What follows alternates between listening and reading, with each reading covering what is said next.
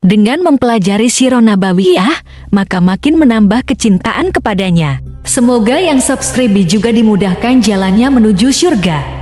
Silahkan tekan tombol like supaya postingan ini semakin tersebar. Dan tulis doa serta hajat pemirsa di kolom komentar. Semoga semakin banyak yang mengaminkan, maka semakin cepat terkabul. Nabi Sulaiman alaihi salam adalah manusia terkaya sepanjang sejarah kehidupan manusia di muka bumi. Dalam beberapa kitab suci seperti Al-Quran, Alkitab, dan Injil, Nabi Sulaiman alaihi salam dijelaskan sebagai manusia terkaya yang pernah hidup di muka bumi. Tidak ada satupun manusia yang bisa mengalahkan total kekayaannya hingga hari kiamat tiba. Para arkeolog telah menemukan situs peninggalan sejarah Islam yang mengungkap total kekayaan Nabi Sulaiman alaihi salam. Erez bin Yosef, seorang profesor sekaligus peneliti, ia menyatakan bahwa 3000 tahun yang lalu Nabi Sulaiman alaihi salam diperkirakan memiliki kekayaan senilai 2,2 triliun US dollar. Dan apabila dikonversikan dengan nilai mata uang dolar hari ini, jika dirupiahkan, maka nilainya setara dengan 32.891.870 triliun rupiah. Profesor itu juga menjelaskan bahwa kekayaan Nabi Sulaiman alaihi salam berasal dari dua sumber, yakni istana kerajaan dan tambang tembaga. Nilai itu berkali-kali lipat lebih banyak dari total kekayaan negara Indonesia yang hanya mencapai 11.454 triliun per 30 Desember 2021. Nabi Sulaiman alaihi salam memiliki beberapa mukjizat. Di antaranya adalah dapat berbicara dengan bahasa binatang. Beliau dapat memerintah mereka untuk melakukan sesuatu. Beliau juga dapat mengendalikan besar kecilnya tekanan angin dan dapat mengatur ke arah mana angin akan berhembus. Sehingga dengan itu Nabi Sulaiman dapat memanfaatkan angin sebagai kendaraannya dan juga kendaraan tentaranya. Nabi Sulaiman juga bisa melunakkan besi dan membentuknya menjadi pakaian perang yang anti tusukan senjata tajam. Nabi Sulaiman juga memimpin para jin. Mereka tunduk dan patuh pada perintah Nabi Sulaiman alaihi salam. Tidak hanya setan, iblis laknatullah yang merupakan makhluk pembangkang dapat dibuat tunduk bertekuk lutut pada perintah-perintah Nabi Sulaiman. Nabi Sulaiman bisa melakukan teleportasi, yaitu berpindah dari suatu tempat ke tempat yang lain dalam waktu singkat. Peristiwa itu dibuktikan dengan pemindahan singgasana Ratu Balqis atas perintah Nabi Sulaiman. Nabi Sulaiman dikenal sebagai raja yang adil dan bijaksana. Nabi Sulaiman diberkahi kecerdasan yang luar biasa untuk menyatu padukan segenap kekuatan yang Allah berikan kepadanya. Ia mengelola dan membawa kerajaannya menjadi kekuatan raksasa yang tak terkalahkan di masanya dengan segenap kemampuan yang dimilikinya. Tentara Nabi Sulaiman adalah tentara terkuat di bumi tanpa ada yang menandingi. Pertanyaan mendasar yang muncul kali ini adalah dari mana sumber kekayaan dan kekuatan Nabi Sulaiman alaihi salam? Untuk mendapat jawaban dari pertanyaan itu, simak video ini sampai akhir. Sebelum itu, mari bantu channel ini terus berkembang dengan cara subscribe dan nyalakan tanda loncengnya. Berikan komentar yang positif dan berikan like serta share video ini.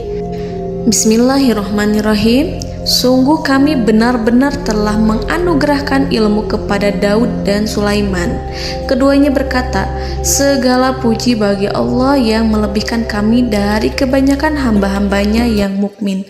Sulaiman telah mewarisi Daud dan dia berkata, wahai manusia, kami telah diajari untuk memahami bahasa burung dan kami dianugerahi segala sesuatu. Sesungguhnya semua ini benar-benar karunia yang nyata. Quran surat An-Naml ayat 15-16.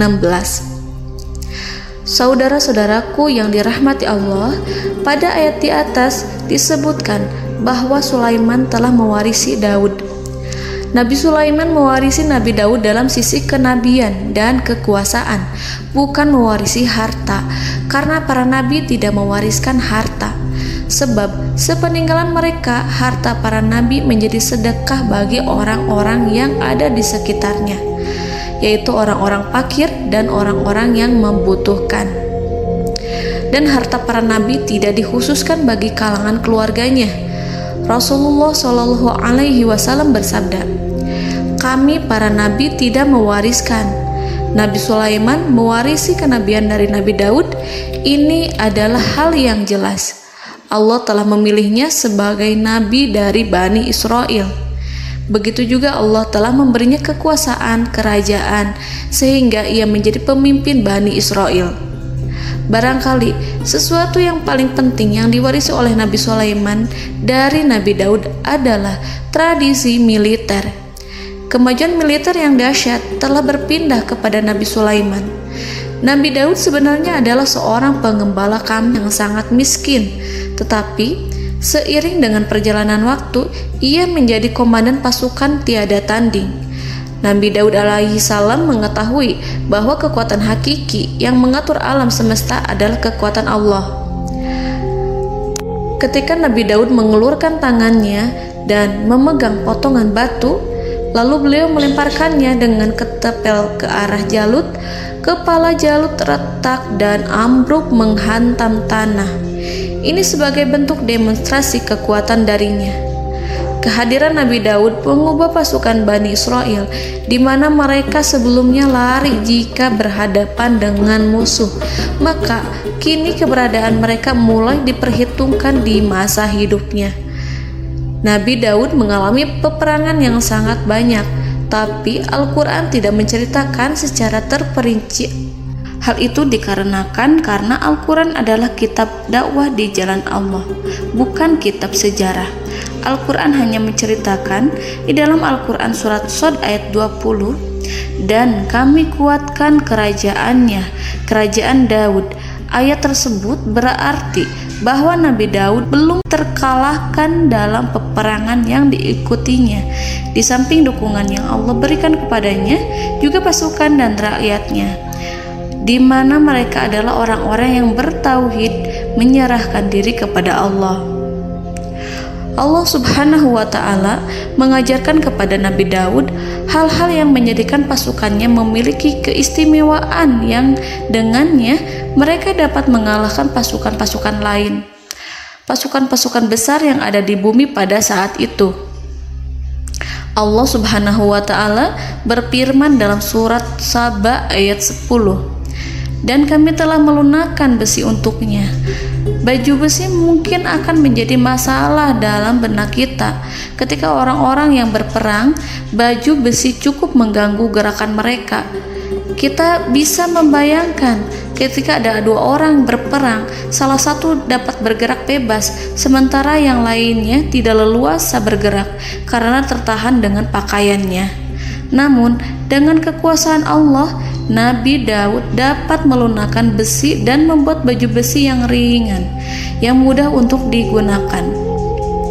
Ini adalah kemajuan penting yang Allah berikan kepada Nabi Daud dan tentaranya. Kemajuan itu kemudian diajarkan, diwariskan dan dimiliki oleh Nabi Sulaiman alaihi salam. Nabi Sulaiman memiliki pasukan dahsyat yang melebihi pasukan manapun di bumi saat itu, atau bahkan mungkin saat ini. Bahkan Allah menambahkan karunia-Nya kepada Nabi Sulaiman yang disebutkan dalam Al-Quran surat An-Naml ayat 16. Dan Sulaiman telah mewarisi Daud, dan dia berkata, "Wahai manusia, kami telah diberi pengertian tentang suara burung, dan kami diberi segala sesuatu. Sesungguhnya ini benar-benar suatu karunia yang nyata."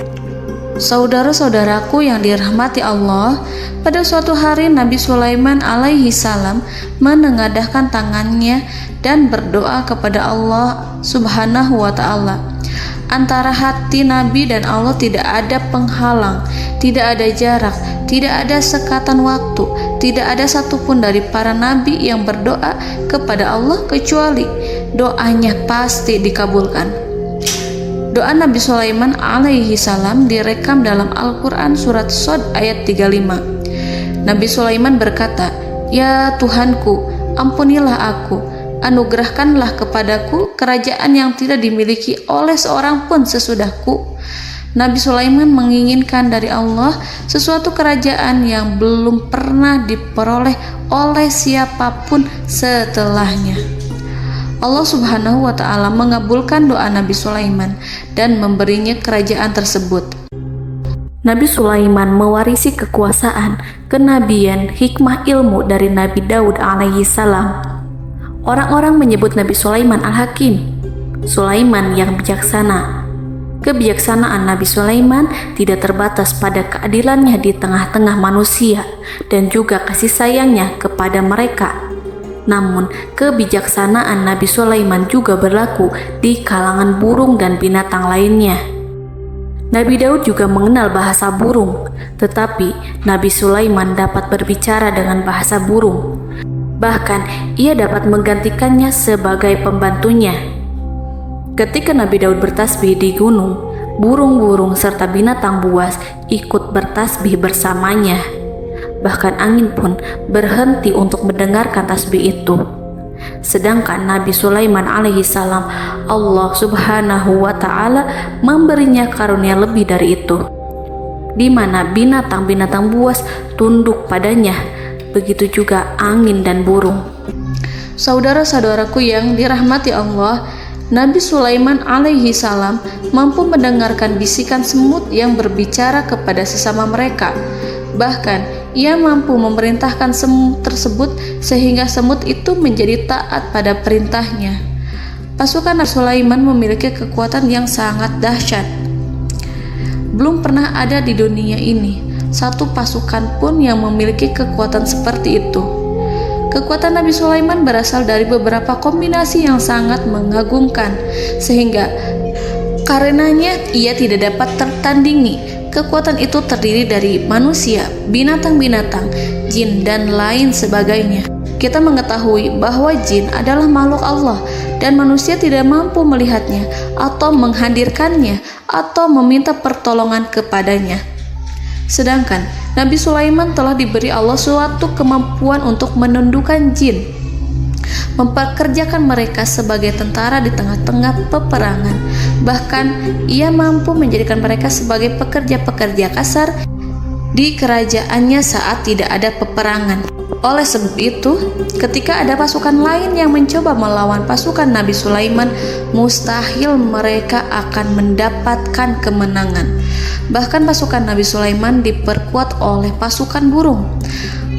Burung di pasukan Nabi Sulaiman memerankan tugas penting, yaitu menjadi agen intelijen. Kita mengetahui bahwa peranan informasi saat peperangan adalah hal yang penting. Dari informasi tersebut, pasukan dapat mengetahui keadaan lawannya.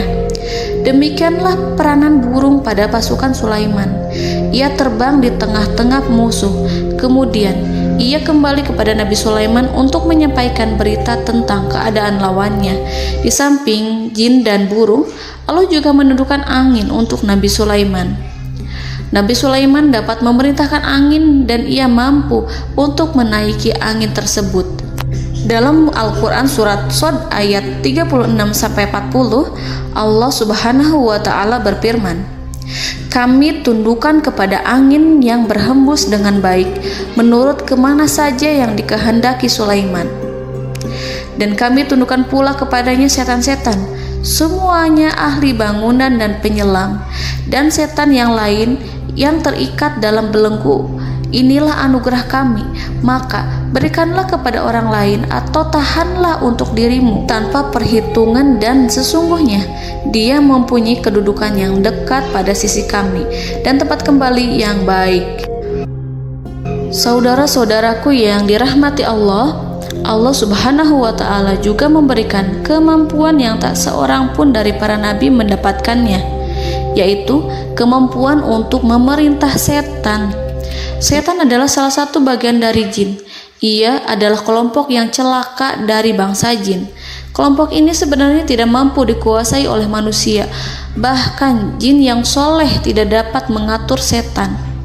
Adapun Nabi Sulaiman, Allah telah memberinya kekuasaan untuk menundukkan setan dan mempekerjakannya, bahkan mengikatnya dengan rantai serta menghukumnya jika ia menentang pada perintahnya. Setan membangun untuk Sulaiman istana-istana, patung-patung dan alat-alat perang. Bahkan setan-setan itu menyelam ke dasar lautan untuk mengeluarkan permata dan yakut untuk Sulaiman. Jika di antara setan yang menentang perintahnya, maka Nabi Sulaiman alaihi salam mengikatnya dengan rantai. Ini semua menunjukkan kekayaan Nabi Sulaiman dan kekuasaannya, di mana ia mampu mengatur banyak makhluk di bumi ini. Tentu saja, kemampuan itu semua adalah atas izin dari Allah Subhanahu wa Ta'ala sebagai mukjizat darinya. Allah Subhanahu wa Ta'ala berfirman dalam Al-Quran surat Saba ayat 12, dan sebagian dari jin adalah yang bekerja di hadapannya di bawah kekuasaannya dengan izin Tuhannya, dan siapa yang menyimpang di antara mereka dari perintah kami, maka kami rasakan kepadanya azab neraka yang apinya menyala-nyala. Para jin itu membuat untuk Sulaiman apa yang dikehendakinya, dari gedung-gedung yang tinggi, patung-patung, dan piring-piring yang besarnya seperti kolam, atau periuk yang tetap berada di atas tungku. Saudara-saudaraku yang dirahmati Allah, Nabi Sulaiman yang bijaksana adalah penguasa yang tak tertandingi di muka bumi. Meskipun memperoleh nikmat-nikmat khusus yang agung itu yang Allah berikan kepada Sulaiman, beliau tetap menunjukkan dirinya sebagai manusia yang paling banyak berzikir kepada Allah dan manusia yang paling banyak bersyukur di zamannya. Saudara-saudaraku yang dirahmati Allah, sebagaimana Allah Subhanahu wa Ta'ala memberikan nikmat kepada ayahnya Nabi Daud alaihi salam, di mana ia mampu melunakkan besi dan Allah mengajarinya bagaimana cara mencairkan besi, maka Nabi Sulaiman alaihi salam dapat memanfaatkan tembaga yang cair untuk peperangan. Dan juga di saat perdamaian, pada saat peperangan, beliau mencampur tembaga dengan besi dan menjadikannya perunggu. Mereka menggunakan senjata-senjata perunggu dalam peperangan seperti pedang, baju besi, dan juga pisau. Senjata-senjata ini adalah senjata yang paling kuat pada saat itu. Sedangkan di saat damai, tembaga digunakan untuk membuat bangunan, perhiasan, dan sebagainya. Meskipun Nabi Sulaiman mendapatkan nikmat yang besar dan karunia yang khusus, Allah Subhanahu wa Ta'ala mengujinya dengan suatu ujian yang dahsyat. Ujian yang akan selalu datang kepada seorang hamba yang soleh. Ketika hamba itu mendapatkan kedudukan besar, maka ujiannya pun menjadi besar. Allah Subhanahu wa Ta'ala menguji Nabi Sulaiman dengan penyakit. Diceritakan oleh Fahru Roji, Nabi Sulaiman diuji dengan suatu penyakit yang keras, di mana kedokteran saat itu tidak dapat dan tidak mampu mengatasinya. Sakitnya Nabi Sulaiman sangat keras sehingga para dokter dari kalangan manusia ataupun jin tidak mampu menghilangkan penyakit itu. Lalu burung-burung menghadirkan rumput-rumput yang dianggapnya sebagai obat, tetapi Nabi Sulaiman tak kunjung sembuh. Semakin hari penyakit Nabi Sulaiman semakin menjadi-jadi, sehingga ketika Nabi Sulaiman duduk di atas kursi, ia duduk bagaikan tubuh tanpa roh. Seakan-akan ia mati karena saking keras penyakit yang dideritanya. Sakit yang diderita oleh Nabi Sulaiman alaihi salam berlangsung sangat lama. Namun Nabi Sulaiman tidak henti-hentinya berzikir kepada Allah dan meminta kesembuhan kepadanya, serta selalu beristighfar dan mengungkapkan rasa cinta kepadanya. Selesailah ujian Allah terhadap hambanya Nabi Sulaiman. Beliau pun sembuh Nabi Sulaiman merasakan kembali kesehatannya setelah ia mengetahui segala kejayaan dan segala kekuasaan serta segala kebesarannya tidak lagi mampu menghilangkan penyakit yang dideritanya kecuali jika Allah menghendaki. Saudara-saudaraku yang dirahmati Allah, Nabi Sulaiman telah membangun tempat ibadah, tempat sujud, sehingga manusia menyembah Allah di dalamnya. Orang-orang yang membangunnya berjumlah puluhan ribu orang. Tentu setiap kelompok dari mereka memiliki pekerjaan masing-masing. Di antara mereka ada yang mencairkan tembaga, di antara mereka ada yang tukang pahat, ada yang tukang ukir, ada yang membelah batu, ada yang memotong kayu, ada yang mendatangkan rumput-rumput dari Libanon, ada yang mendatangkan emas dan menjadikannya lempengan-lempengan yang mengkilat untuk menutupi kayu serta untuk melapisi dinding-dinding. Bahkan golongan jin pun membantu membangun tempat tersebut, tentu dengan perintah dan bimbingan Nabi Sulaiman. Mereka membuat patung-patung yang besar, membuat bejana yang besar untuk tempat makan para tentara dan pekerja, yaitu bejana seperti gunung. Karena saking berat dan besarnya, mereka juga membuat tempat-tempat minum yang besarnya seperti kolam. Nabi Sulaiman mengawasi para pekerjanya dan juga mengurusi masyarakatnya, di mana beliau mengenali problem mereka dan berusaha memecahkannya. Beliau juga mengawasi pasukan dari kalangan binatang dan burung. Beliau mengetahui apabila ada satu di antara mereka yang tidak datang, kemana ia pergi serta mengapa ia pergi. Nabi Sulaiman menguasai pengetahuan itu semua.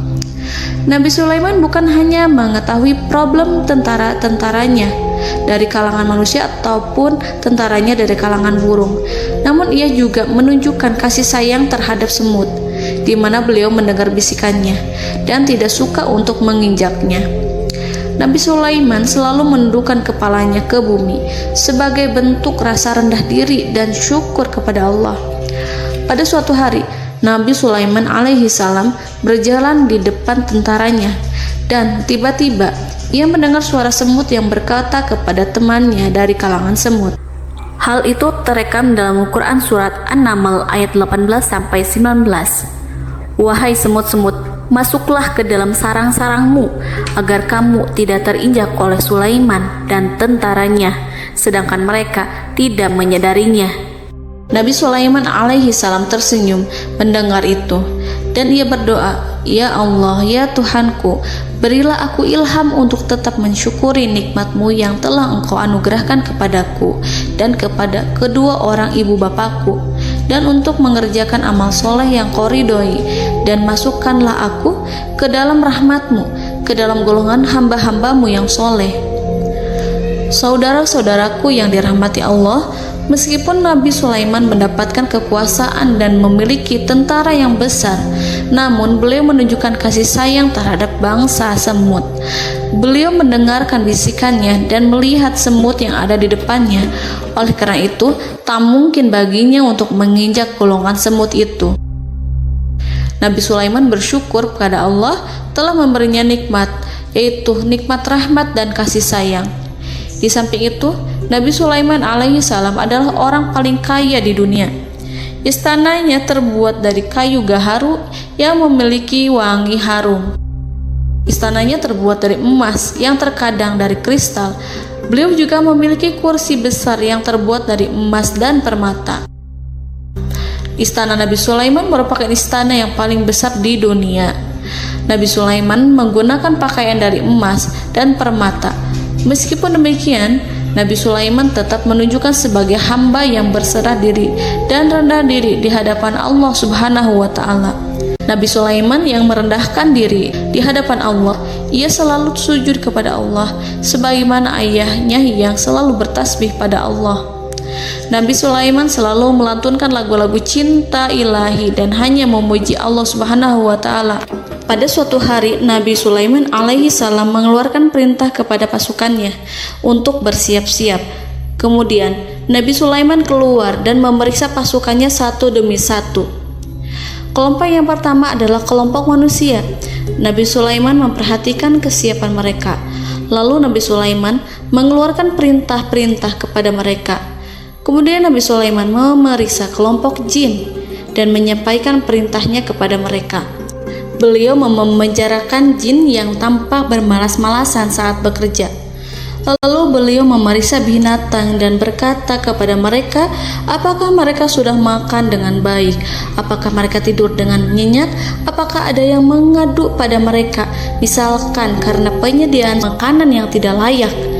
Apakah ada di sana yang sakit dan lain sebagainya? Ketika Nabi Sulaiman merasa puas dengan semuanya, Nabi Sulaiman memasuki tenda tempat berkumpulnya para burung. Nabi Sulaiman alaihissalam kemudian memasuki tenda tersebut, mengamati keadaan di sekitarnya, sehingga beliau mengetahui bahwa ada satu burung yang tidak hadir, yaitu burung hudhud. Mengapa aku tidak melihat burung hudhud? Burung-burung yang lain tampak terdiam sebagai penghormatan, dan mereka mendengarkan apa yang akan dikatakan pemimpin mereka. Nabi Sulaiman mengarahkan pandangannya pada semua burung dan tidak menemukan burung hudhud di antara mereka. Tak seekor burung pun yang mengetahui keberadaannya. Burung hudhud absen pada apel wajib kali ini. Nabi Sulaiman mulai menampakkan kemarahannya. Tiba-tiba, seekor burung kecil memberanikan diri untuk berkata kepada Nabi Sulaiman, Wahai Nabi yang mulia, seharusnya Hudhud ada bersamaku kemarin untuk melaksanakan tugas penyelidikan. Ia adalah pemimpin misi itu. Namun, burung Hudhud belum datang. Oleh karena itu, aku tidak pergi bersamanya. Burung itu tampak gemetar. Nabi Sulaiman mengetahui bahwa Hudhud tidak hadir dan tak seorang pun mengetahui kemana ia pergi. Burung hudhud pergi tanpa izin terlebih dahulu. Dalam keadaan marah, Nabi Sulaiman berkata, "Sungguh aku benar-benar akan mengazabnya dengan azab yang sangat keras atau benar-benar menyembelihnya, kecuali jika ia benar-benar datang kepadaku dengan alasan yang jelas." Kawanan burung-burung mengetahui bahwa Nabi Sulaiman sedang marah dan telah menetapkan untuk menyiksa burung hudhud atau menyembelihnya atau justru memaafkannya dengan syarat ia datang dengan membawa alasan yang dapat menyelamatkannya, atau dengan kata lain, burung hudhud dapat memastikan bahwa ia melaksanakan tugas yang penting.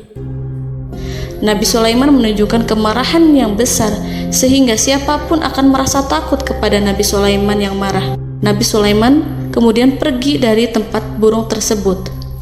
Nabi Sulaiman masih memikirkan keadaan burung hudhud. Seharusnya burung hudhud menjadi bagian penting dari badan intelijen. Apakah ia pergi untuk menyingkap suatu, atau apakah ia pergi hanya untuk bermain-main? Nabi Sulaiman telah memperhatikan dan mengetahui bahwa burung hudhud adalah seekor burung yang cerdik dan juga fasih berbicara. Terkadang Nabi Sulaiman mendapati burung hudhud sedang bermain-main dan menunda-nunda pekerjaannya. Namun ketika Nabi Sulaiman melihatnya, burung hudhud memahami bahwa perbuatannya tidak benar. Oleh karena itu, ia tidak boleh menyampur adukan antara waktu serius dan waktu bermain. Tidak lama setelah itu, burung hudhud tiba di tempat para burung. Burung-burung yang lain berkata kepadanya, "Wahai hudhud, pergilah engkau ke tempat Nabi Sulaiman. Jika ia mengetahui bahwa engkau telah sampai, jiwamu benar-benar terancam." Mendengar itu, burung hudhud segera beranjak. Ia terbang menemui Nabi Sulaiman. Pada waktu itu, Nabi Sulaiman sedang duduk bersama tentaranya yang lain. Burung hudhud berdiri. Ia telah merencanakan untuk memulai pembicaraan dengan Nabi Sulaiman sebelum Nabi Sulaiman bertanya kepadanya kemana dia pergi. Ini sebagai bukti bahwa hudhud telah melaksanakan suatu tugas yang penting. Dalam Al-Quran Surat An-Naml ayat 22, burung hudhud berbicara, "Aku telah mengetahui sesuatu yang kamu belum mengetahuinya, dan kubawa kepadamu dari negeri Saba suatu berita penting yang diyakini seakan-akan burung hudhud hendak berkata, 'Aku adalah hudhud yang miskin, tapi aku mengetahui apa yang tidak engkau ketahui, dan aku telah datang kepadamu dari kerajaan Saba dengan membawa berita yang sangat penting.'" Nabi Sulaiman tampak terdiam menunggu hudhud menyelesaikan kisahnya. Dalam surat An-Naml ayat 23-24, burung hudhud berkata, Sesungguhnya aku menjumpai seorang wanita yang memerintah mereka. Dia dianugerahi segala sesuatu serta mempunyai singgasana yang besar. Aku mendapati dia dan kaumnya menyembah matahari selain Allah. Dan setan-setan telah menjadikan mereka memandang indah perbuatan-perbuatan mereka, lalu menghalangi mereka dari jalan Allah, sehingga mereka tidak mendapat petunjuk. Burung hudhud diam. Nabi Sulaiman merasa bahwa hudhud menunjukkan kepasihan lisannya. Nabi Sulaiman berkata dalam Quran surat An-Naml ayat 27 sambil menunjukkan senyum manisnya. Nabi Sulaiman berkata, "Akan kami lihat apakah kamu benar wahai hudhud, ataukah kamu termasuk orang-orang yang berdusta." Seakan-akan burung hudhud ingin mengatakan, "Aku tidak berbohong, wahai Nabi yang mulia." Namun diamnya Sulaiman membuat takut sehingga burung hudhud terdiam. Nabi Sulaiman terdiam karena berpikir, lalu ia memutuskan sesuatu setelah itu. Beliau melihat kepada lainnya dan meminta secari kertas. Nabi Sulaiman menulis surat singkat dan menyerahkannya kepada Hudhud serta memerintahkan kepadanya seperti yang dikatakan dalam Quran surat An-Naml ayat 28. "Pergilah dengan membawa suratku ini, lalu jatuhkanlah kepada mereka, kemudian berpalinglah dari mereka, lalu perhatikanlah apa yang mereka bicarakan." Al-Quranul Karim hanya menceritakan dalam Quran surat An-Naml bagaimana perginya Hudhud dan bagaimana ia menyerahkan surat itu. Lalu Al-Quran langsung menyebut keadaan kerajaan Balqis yang saat itu sedang membaca surat di depan para pembesar kerajaan dan para menterinya. Dalam Al-Quran surat An-Naml ayat 29-31 berkatalah Balqis, "Wahai pembesar-pembesar, sesungguhnya telah dijatuhkan kepadaku sebuah surat yang mulia. Sesungguhnya surat ini dari Sulaiman, dan sesungguhnya isinya dengan menyebut nama Allah yang Maha Pengasih lagi Maha Penyayang, bahwa janganlah kalian berlaku sombong terhadapku, dan datanglah kepadaku sebagai orang yang berserah diri." Saudara-saudaraku yang dirahmati Allah, dalam surat tersebut Nabi Sulaiman menyebutkan supaya mereka menyerahkan diri dan tunduk kepada perintah Nabi Sulaiman. Nabi Sulaiman memerintahkan agar mereka meninggalkan penyembahan terhadap matahari. Nabi Sulaiman tidak mempersoalkan akidah mereka dan tidak memuaskan mereka dengan apapun. Nabi Sulaiman hanya memerintahkan bahwa ia berada di atas kebenaran. Bukankah ia didukung kekuatan yang berlandaskan keyakinan yang dimilikinya? Nabi Sulaiman hanya memerintahkan mereka agar tunduk dan patuh kepadanya. Ratu Sabak menyampaikan surat tersebut di tengah-tengah kaumnya. Dalam Quran surat An-Naml ayat 32 dijelaskan, "Dan berkatalah Balqis, wahai para pembesar, berilah aku pertimbangan dalam urusanku ini. Aku tidak pernah memutuskan sesuatu persoalan sebelum kamu berada dalam majelisku." Saudara-saudaraku yang dirahmati Allah, para pembesar istana Balqis menentang surat tersebut. Isi surat itu membangkitkan kesombongan kaum Sabak, di mana mereka merasa lebih kuat. Mereka mengetahui bahwa di sana ada seorang yang mencoba menentang mereka dan mengisyaratkan peperangan kepada mereka. Lalu ia meminta kepada mereka untuk memenuhi syarat-syaratnya sebelum terjadinya peperangan dan kekalahan. Dalam surat An-Naml ayat 33, mereka menjawab, "Kita adalah orang-orang yang memiliki kekuatan dan juga memiliki keberanian yang sangat besar dalam peperangan. Dan keputusan berada di tanganmu, wahai rajaku. Maka pertimbangkanlah apa yang akan kamu perintahkan." Saudara-saudaraku yang dirahmati Allah, para pembesar kaum Sabak seakan ingin berkata, "Kita siap untuk melaksanakan perang." Tampaknya ratu itu memiliki kebijakan yang lebih baik dari pembesar kaumnya. Surat Sulaiman itu membuatnya berpikir lebih jernih dan lebih berhati-hati. Ia berusaha sebisa mungkin menghindari peperangan. Ratu itu berpikir dalam tempo yang lama. Nama Sulaiman tidak diketahuinya dan ia pun belum pernah mendengarnya. Oleh karena itu, Ratu kaum Sabak tidak mampu mengetahui dan mendeteksi seberapa besar kekuatan Nabi Sulaiman. boleh jadi Nabi Sulaiman memiliki kekuatan yang dahsyat sehingga ia mampu memerangi kekuasaannya dan mengalahkannya. Kemudian ratu memperhatikan apa yang ada di sekelilingnya. Ia melihat kemajuan masyarakatnya dan juga kekayaannya. Barangkali ia mengira bahwa Nabi Sulaiman iri terhadap kemajuan dan kekayaannya itu, sehingga Nabi Sulaiman ingin menyerangnya. Setelah mempertimbangkan isi surat Nabi Sulaiman dengan cermat, Ratu Saba memilih untuk tidak bersikap ceroboh dan bodoh. Ratu lebih suka untuk menggunakan bahasa kelembutan. Ia mengirim kepada Nabi Sulaiman suatu hadiah yang besar. Ratu mengira bahwa Nabi Sulaiman seorang yang ambisius, yang boleh jadi ia telah mendengar tentang kekayaan kerajaan Saba. Para utusan pergi dengan membawa hadiah dari Ratu Saba. Ratu berharap agar mereka dapat memasuki kerajaan Nabi Sulaiman dan akan mengetahui kondisi kerajaannya. Saat mereka pulang, Ratu ingin mendengar secara langsung dari mereka tentang bagaimana keadaan kaum Nabi Sulaiman dan pasukannya. Setelah mendapatkan informasi yang cukup, maka Ratu Balkis dapat membuat sesuatu keputusan yang tepat. Ratu menyembunyikan apa yang terlintas dalam pikirannya, lalu ia berbicara kepada pembesar istananya bahwa ia dapat menyingkap niat jahat Raja Sulaiman melalui cara mengirimkan hadiah kepadanya. Ratu lebih memilih cara tersebut dan menunggu reaksi dari Nabi Sulaiman. Ratu berhasil memuaskan para pembesar istana dan untuk sementara ia menghilangkan ide untuk berperang. Karena para raja jika menyerang suatu desa, maka pemimpin desa tersebut adalah orang yang paling banyak mendapatkan kehinaan.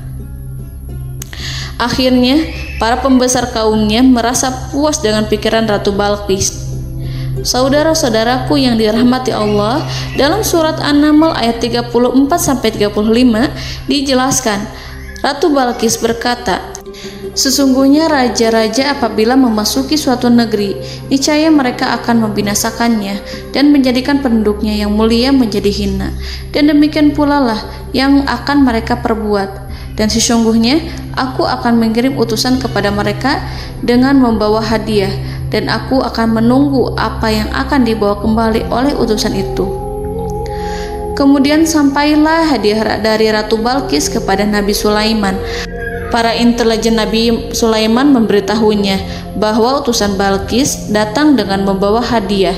Nabi Sulaiman langsung mengetahui bahwa Ratu Balkis itu sengaja mengirim orang-orangnya untuk mengetahui atau untuk mendapatkan informasi tentang kekuatannya. Lalu setelah itu ia akan mengambil keputusan atau mengambil sikap kepada kerajaan Sulaiman. Nabi Sulaiman segera memanggil semua pasukannya untuk berkumpul. Utusan Balkis segera memasuki istana Nabi yang dipenuhi dengan pasukan yang besar bersenjata. Melihat itu, utusan Ratu Balkis tercengang dan terkejut ketika mereka melihat kekayaan yang mereka bawa tidak ada apa-apanya dibandingkan dengan kerajaan Nabi Sulaiman. Hadiah mereka tampak tidak berarti. Emas yang mereka bawa tampak tidak memiliki makna saat mereka memasuki istana Nabi Sulaiman yang terbuat dari kayu-kayu pohon gaharu yang mengeluarkan bau yang harum serta dihiasi dengan emas permata. Para utusan Ratu Balkis berdiri bersama Nabi Sulaiman dan menyaksikan bagaimana Nabi Sulaiman mengendalikan pasukannya. Kemudian mereka mulai berpikir tentang kekuatan dan kualitas pasukan Nabi Sulaiman. Betapa kagetnya mereka ketika melihat di tengah-tengah pasukan itu terdapat singa, burung, dan tentara dari kalangan manusia yang mampu terbang. Mereka pun sadar bahwa mereka di hadapan pasukan yang tiada tandingannya. Selesailah demonstrasi pasukan Nabi Sulaiman. Kemudian para utusan ratu dipersilahkan maju ke tempat hidangan makanan. Para utusan itu sangat terkejut ketika melihat berbagai macam makanan dari penjuru dunia ada di depannya. Dan di antara makanan itu terdapat pula makanan yang biasa ditemukan di negeri mereka. Tetapi mereka melihat bahwa makanan itu memiliki rasa yang lebih istimewa. Selain itu, piring-piring yang ada di depan mereka terbuat dari emas dan mereka dilayani oleh laki-laki yang berhias dengan emas. Di meja makan itu terdapat burung, ikan laut, dan berbagai macam daging yang mereka tidak mampu lagi membedakan daging apa itu. Nabi Sulaiman tidak makan bersama mereka, tapi beliau makan dengan menggunakan piring yang terbuat dari kayu. Beliau memakan roti yang kering yang dicampur dengan minyak. Inilah makanan yang dipilih Nabi Sulaiman. Makan bersama mereka dalam keadaan diam, mereka merasa kehadiran Nabi Sulaiman menciptakan suatu wibawa yang luar biasa. Selesai perjamuan itu, lalu dengan sangat malu mereka menyerahkan hadiah dari Ratu Balqis kepada Nabi Sulaiman. Hadiah itu berupa emas yang bagi mereka hadiah itu sangat bernilai tinggi. Tapi di sini hadiah itu tampak kecil di hadapan kekayaan-kekayaan Nabi Sulaiman yang sangat mengagumkan. Nabi Sulaiman memperhatikan hadiah dari Ratu Balqis itu dan berkata dalam Quran surat An-Naml ayat 36, "Maka apa yang diberikan Allah kepadaku lebih baik daripada apa yang diberikannya kepadamu, tetapi kamu merasa bangga dengan hadiahmu." Saudara-saudaraku, Raja Sulaiman menyingkap dengan kata-katanya yang singkat itu penolakannya terhadap hadiah mereka. Ia memberitahu utusan itu bahwa ia tidak menerima hadiah tersebut. Ia tidak merasa puas dengan hadiah itu. Yang membuatnya puas hanyalah, "Janganlah kalian berlaku sombong terhadapku dan datanglah kepadaku sebagai orang-orang yang berserah diri." Lalu Nabi Sulaiman berkata kepada mereka dengan pelan. Hal itu diabadikan dalam Al-Quran surat An-Naml ayat 37. "Kembalilah kepada mereka. Sungguh kami akan mendatangi mereka dengan bala tentara yang mereka tidak kuasa melawannya. Dan pasti kami akan mengusir mereka dari negara itu, yaitu negeri Saba, dengan terhina. Dan mereka akan menjadi tawanan-tawanan yang hina." Saudara-saudaraku yang dirahmati Allah, Nabi Sulaiman kemudian meninggalkan para utusan ratu setelah terlebih dahulu mengancam mereka. Para utusan itu berharap agar Nabi Sulaiman mau menunggu kunjungan Ratu Balqis yang akan membawa misi perdamaian. Akhirnya, sampailah para utusan Ratu Balqis ke negeri Saba. Mereka segera menuju istana sang ratu. Mereka memberitahu bahwa negeri mereka ada di ujung tanduk. Mereka menceritakan kepada ratu tentang kekuatan Nabi Sulaiman dan tidak mungkin bagi mereka mampu melawannya. Mereka meyakinkan Ratu Balqis bahwa ia harus mengunjunginya dan melihat sendiri bagaimana kebesaran kerajaan Nabi Sulaiman. Kemudian Ratu Balqis menyiapkan dirinya untuk pergi menuju kerajaan Nabi Sulaiman. Nabi Sulaiman duduk di kursi kerajaan di tengah-tengah para pembesarnya dan para menterinya, serta para komandan pasukannya. Beliau berpikir tentang sosok Balqis. Nabi Sulaiman mengetahui bahwa Balqis menuju tempatnya. Balqis dikelilingi rasa takut. Nabi Sulaiman berpikir sejenak tentang bagaimana matahari disembah. Ia memikirkan bagaimana informasi yang diterima oleh intelijennya tentang kemajuan kerajaan Balqis dalam bidang kesenian dan ilmu pengetahuan. Nabi Sulaiman bertanya kepada dirinya sendiri, apakah kemajuan menjadi penghalang untuk mengetahui kebenaran? Apakah ratu itu senang dengan kekuatan yang dicapainya? Dan ia membayangkan bahwa kekuatannya adalah segalanya. Dengan kemajuan yang dimilikinya, Nabi Sulaiman ingin membuat kejutan agar ratu mengetahui bahwa Islam yang diyakini oleh Nabi Sulaiman adalah satu-satunya yang mampu mendatangkan kemajuan dan kekuatan yang hakiki, sehingga ia dapat membandingkan antara keyakinannya dalam menyembah matahari beserta kemajuan yang dicapainya dengan keyakinan Nabi Sulaiman beserta kemajuan yang diraihnya. Saudara-saudaraku yang dirahmati Allah, para mata-mata Nabi Sulaiman telah memberitahunya bahwa hal yang sangat disegani dan dikagumi oleh kaum Balqis adalah kerajaan Saba, yaitu singgasana Ratu Balqis. Singgasana itu terbuat dari emas dan batu delima. Singgasana tersebut dijaga oleh penjaga yang sangat disiplin, di mana mereka tidak pernah lalai sedikit pun. Oleh karena itu, sangat tepat apabila Nabi Sulaiman menghadirkan singgasananya di sini, di kerajaannya. sehingga ketika ratu tiba, maka ia dapat duduk di atasnya. Nabi Sulaiman ingin membuat kejutan kepadanya dan menunjukkan bahwa kemampuannya tersebut yang berlandaskan pada keislaman. Nabi Sulaiman melakukan yang demikian itu dengan harapan agar si ratu tunduk kepadanya. Ide itu terlintas dalam diri Nabi Sulaiman. Lalu ia mengangkat kepalanya dan menoleh kepada anak buahnya. Hal itu diabadikan dalam Quran Surat An-Naml ayat 38. Wahai para pembesar, siapakah di antara kamu sekalian yang sanggup membawa singgasananya kepadaku sebelum mereka datang kepadaku sebagai orang-orang yang berserah diri? Saudara-saudaraku, perhatikanlah ungkapan pikiran Nabi Sulaiman tersebut. Semua pemikirannya berkisar tentang keislaman para penyembah matahari, tentang bagaimana beliau dapat memberikan petunjuk kepada mereka di jalan Allah. Yang pertama menjawab pertanyaan Nabi Sulaiman adalah jin Ifrit.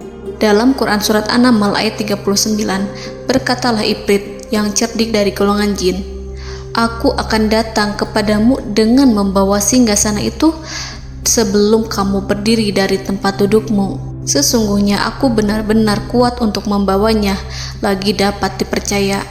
Nabi Sulaiman berdiri dari tempat duduknya. Setelah 1 jam atau 2 jam, jin itu berjanji kepadanya untuk menghadirkan singgasana Balkis. Sebelum itu, istana Nabi Sulaiman di Palestina, sedangkan istana Balkis terletak di Yaman. Antara singgasana tersebut dengan singgasana Nabi Sulaiman berjarak lebih dari ribuan mil. Barangkali pesawat yang cepat sekalipun yang kita kenal hari ini tidak akan mampu membawa dan mendatangkan istana itu dalam waktu 1 jam. Tetapi masalahnya di sini, berhubung dengan kekuatan jin yang serba misterius, Nabi Sulaiman tidak mengomentari sedikit pun terhadap apa yang dikatakan oleh Ifrit. Nabi Sulaiman tampak menunggu tanggapan lain yang mampu menghadirkan singgasana Balkis yang lebih cepat dari jin Ifrit. Nabi Sulaiman menoleh kepada seorang yang di sana, yang duduk di atas naungan. Hal itu diceritakan dalam Al-Quran Surat An-Naml ayat 40. Berkatalah seseorang yang mempunyai ilmu dari Alkitab, "Aku akan membawa singgasana itu kepadamu sebelum matamu berkedip." Maka tatkala Sulaiman melihat singgasana itu terletak di hadapannya, ia pun berkata, "Ini termasuk karunia Tuhanku untuk menguji aku. Apakah aku akan bersyukur atau mengingkari nikmatnya? Dan barang siapa yang bersyukur, maka sesungguhnya dia bersyukur untuk kebaikan dirinya sendiri.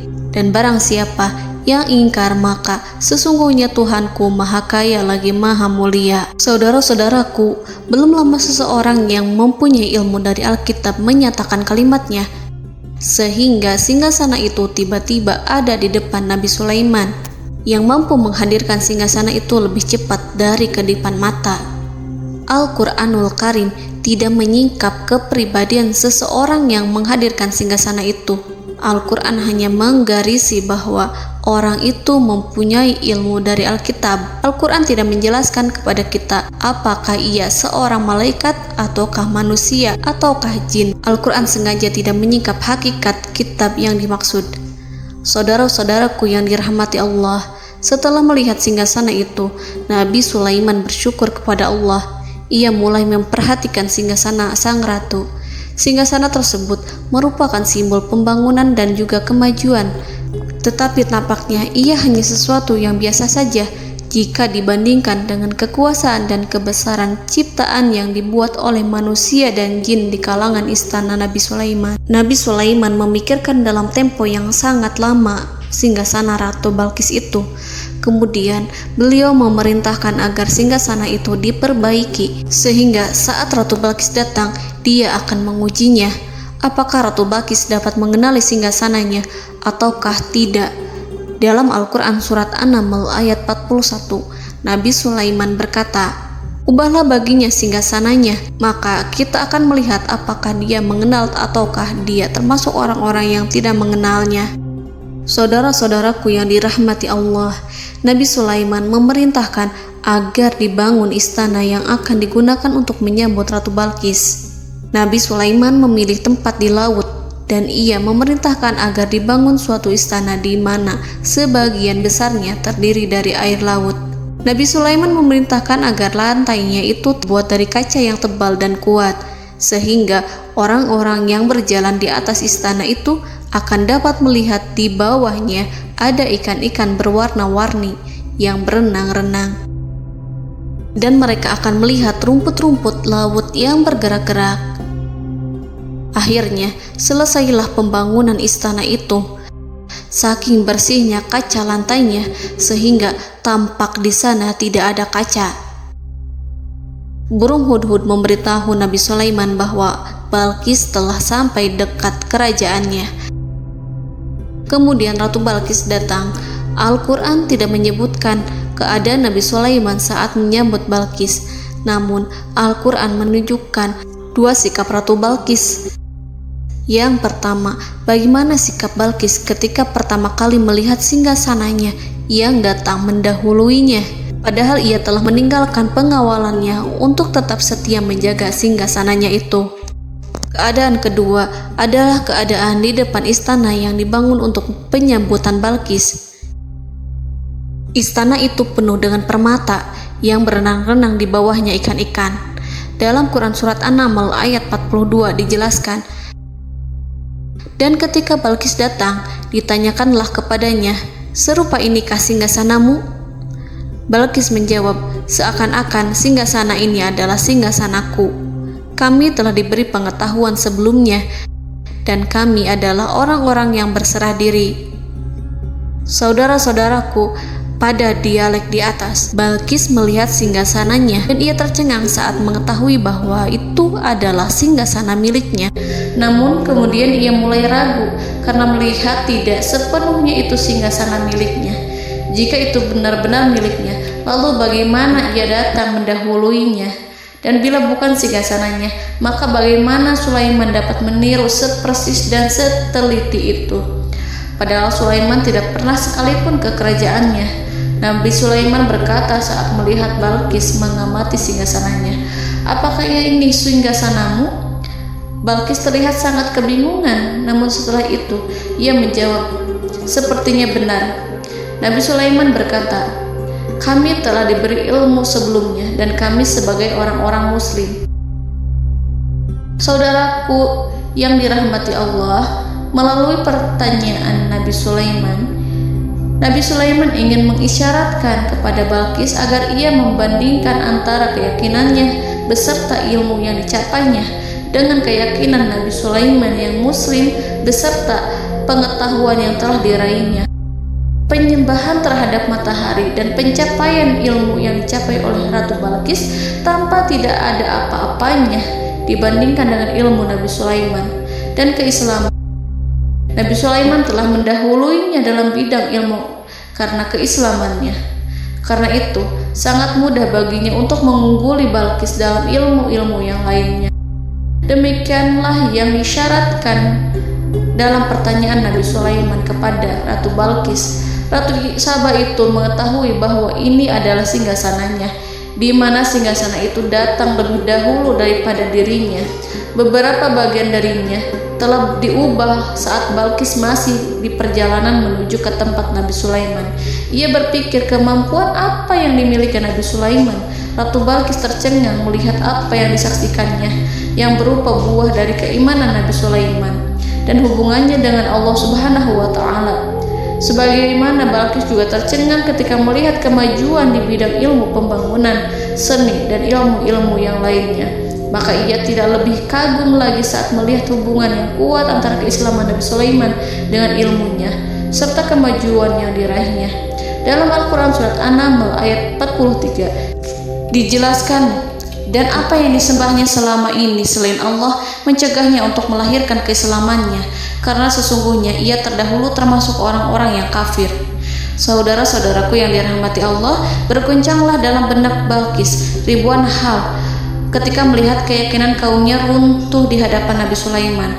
Ia menyadari matahari yang disembahnya hanya merupakan ciptaan Allah, dan Allah lah yang menggerakkannya untuk hamba-hambanya.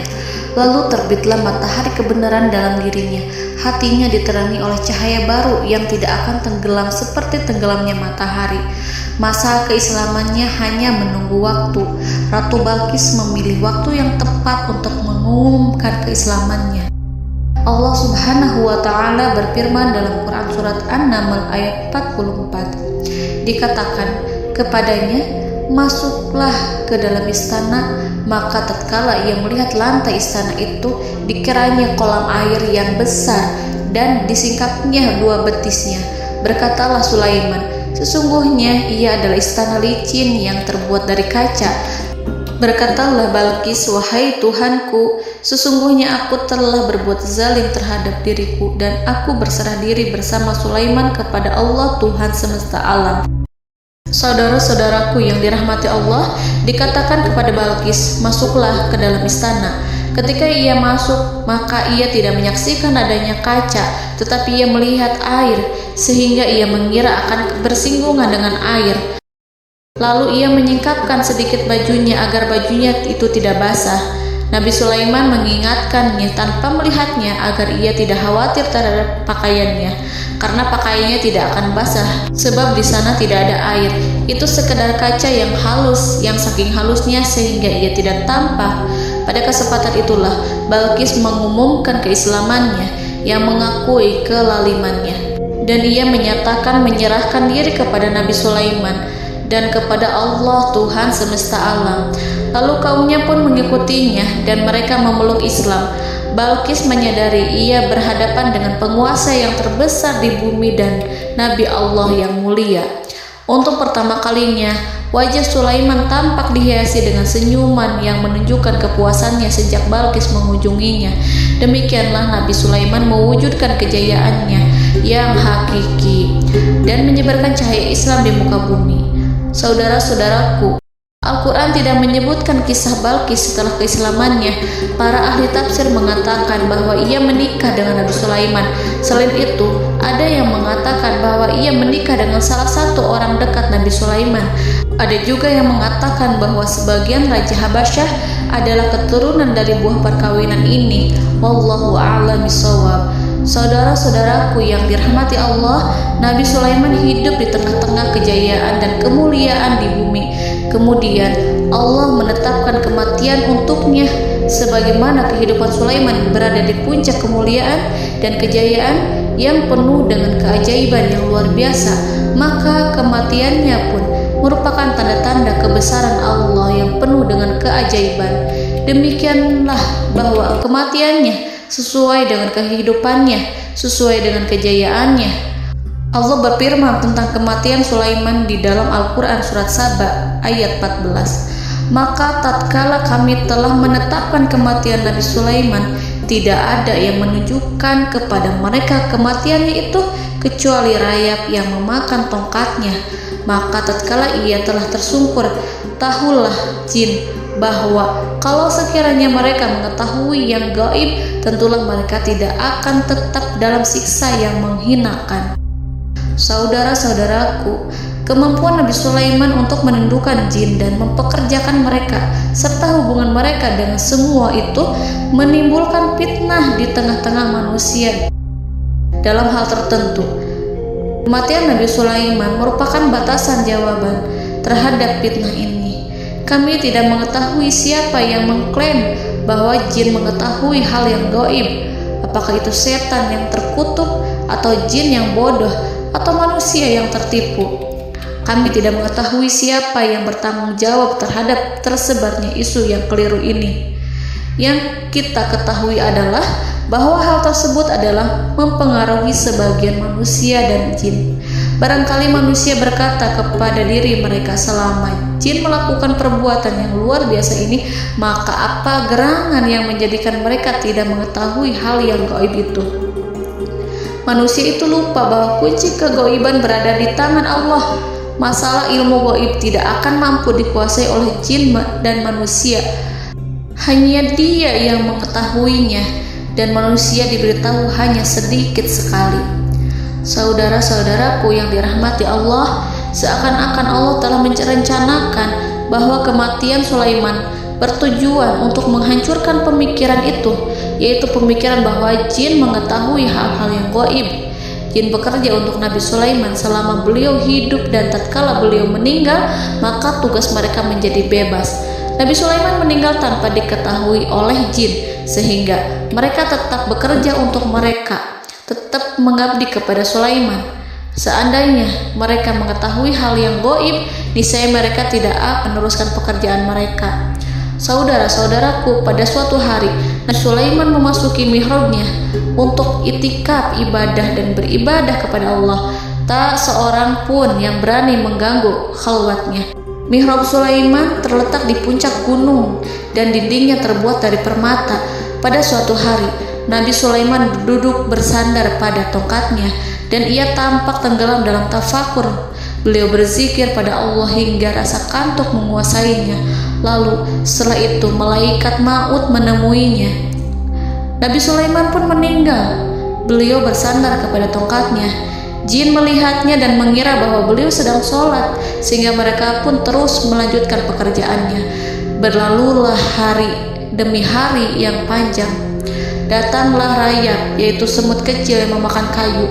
Hewan itu mulai memakan tongkat Nabi Sulaiman. Rayap itu tampak lapar. Sebagian dari tongkat Nabi Sulaiman dimakan beberapa hari oleh rayap itu. Ketika yang dimakannya semakin bertambah, maka tongkat itu pun menjadi rusak dan kemudian jatuh dari tangan Nabi Sulaiman alaihi salam. Tubuh mulia itu kehilangan keseimbangan dan kemudian jatuh terhempas di bumi. Tatkala tubuh suci itu tersungkur, maka manusia segera menuju ke arahnya. Mereka menyadari dan mengetahui bahwa Nabi Sulaiman telah meninggal dalam waktu yang lama. Jin menyadari bahwa mereka tidak mengetahui hal yang gaib, dan manusia pun mengetahui hakikat ini. Seandainya jin mengetahui hal yang gaib, niscaya ia tidak akan meneruskan siksa yang hina. Mereka tidak akan bekerja kepada Sulaiman. Demikianlah Nabi Sulaiman alaihi salam meninggal dalam keadaan duduk dan sholat di mihrabnya.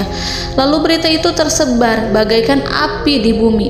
Manusia, burung, dan binatang buas mengantarkan jenazah Nabi Sulaiman.